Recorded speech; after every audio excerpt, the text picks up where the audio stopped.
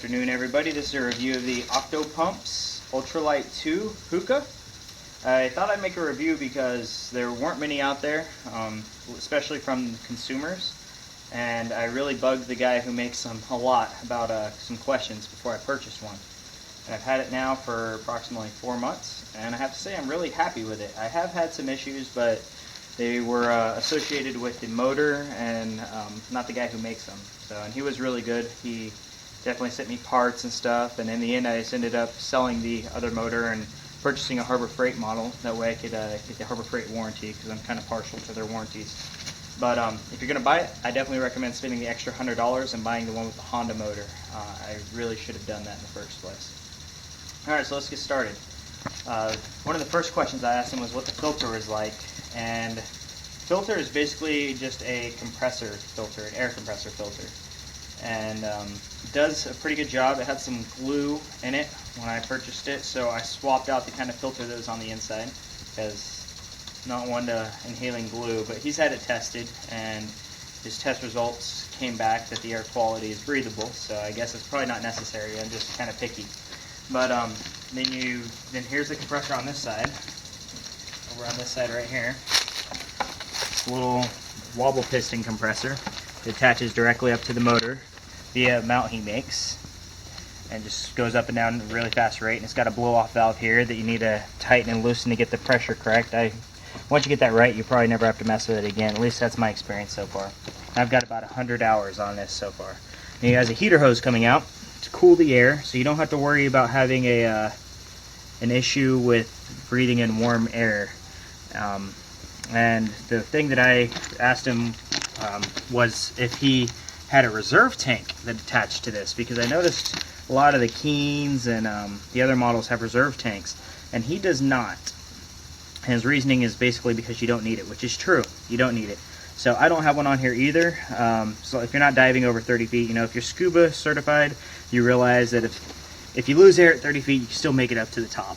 So I run till it's out of gas, and when it's out of gas, it shuts off, and you can hear the motor stopping. You probably got 10 or 11 breaths still before you can get up to the top, and you're completely out of air. So you get to feel this vibrate as you're underwater. It's not bad. You don't even notice it. Once you get underneath there and you're working or diving or whatever you're doing, you don't even notice that this is vibrating a little bit, which I'll show you when I start the motor exactly what I mean. And you'll be able to see in the other videos as well. You can hear it from the underwater videos. But I have 2 hoses on this. It comes with one 50-foot hose. The other's extra. I purchased one originally, and then I wrapped it around the motor when I was starting it one day and burned through it. So luckily I burned through it right in the middle, so I cut it in half and was able to make a 25-foot hose. And I have a 50-foot hose because I had to purchase another one from him, which they run like around $100, I believe. So I purchased an extra regulator from him too, and realizing that I do a lot of scuba diving as well. You don't necessarily need to purchase the low pressure regulator if you have an adjustable regulator, but I prefer this because he stated that it greatly increases the compressor life.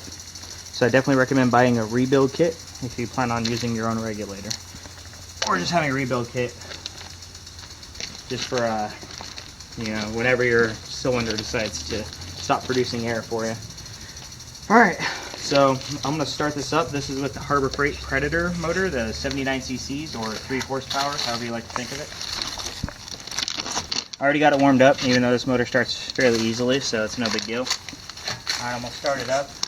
You want to have at least one of these valves open. Sometimes I have both, sometimes I only have one hose on here. I don't always have both hoses on here. And this is just a water hose fitting. It screws onto there. And bear in mind that I have made some adaptations to his model. I've gone through and put an adapter here so that it's also a water hose model, so that I can drain it without having to hold the thing to it. I'll show you what I mean by that.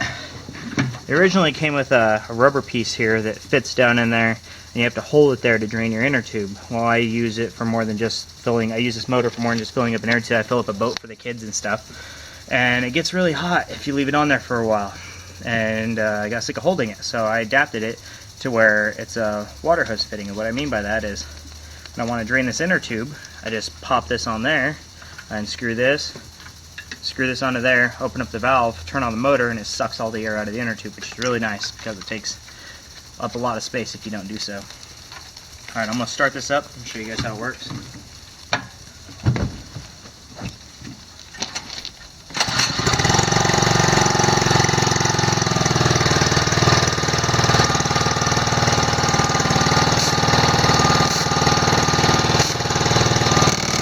That's the blow-off valve you're hearing right there.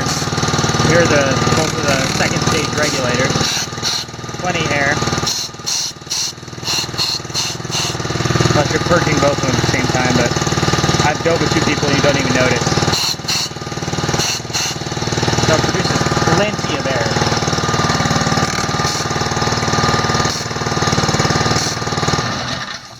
Alright, so now that you've seen how it runs,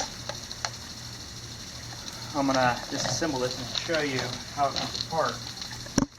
There's really no point showing you how it goes together and comes apart, so let's get some of this air out of here. Purge this regulator over here. That's a lot of air. Okay. Take this apart.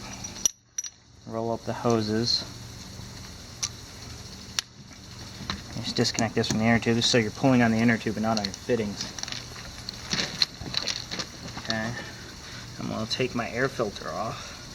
I don't like getting sand in things, so for my air filter, I have a plug I made, which goes right into here.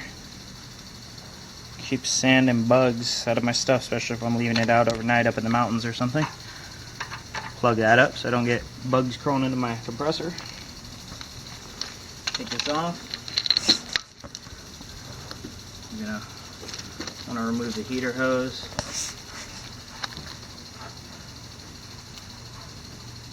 Alright, got the heater hose off. As I stated, I'm picky about bugs and what I breathe, so I also have a little fitting I purchased. This is all stuff I bought after I bought the Hookah. Just plug that up. And you just gonna go around. He includes these little straps. Disconnect it. Come over here. There's your inner tube, your hoses, and your Hookah. And then when you want to drain your Hookah, just come over here, take this back off, and attach this up, release the valve, first letting all the air out, as you can see. You just use his model, you just have to hold it on here. Same concept, you just have to hold it. Take this back off. I don't know why I put these on here ahead of time. That's because I was explaining it. Alright, so it's on its own a little bit. Now I'm going to cut the motor on and show you how the motor sucks the air out of it.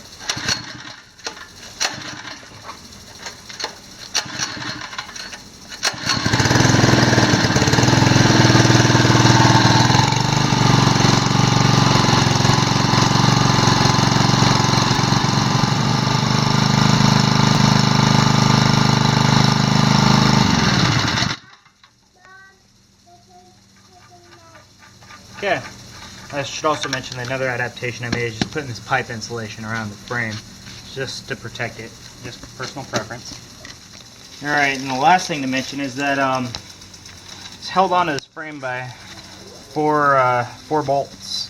So if you're like me and you take it hiking a lot, you'll want to disconnect it from this frame. But if you're just, holding it to your car in the river or the ocean, no point really disconnecting it.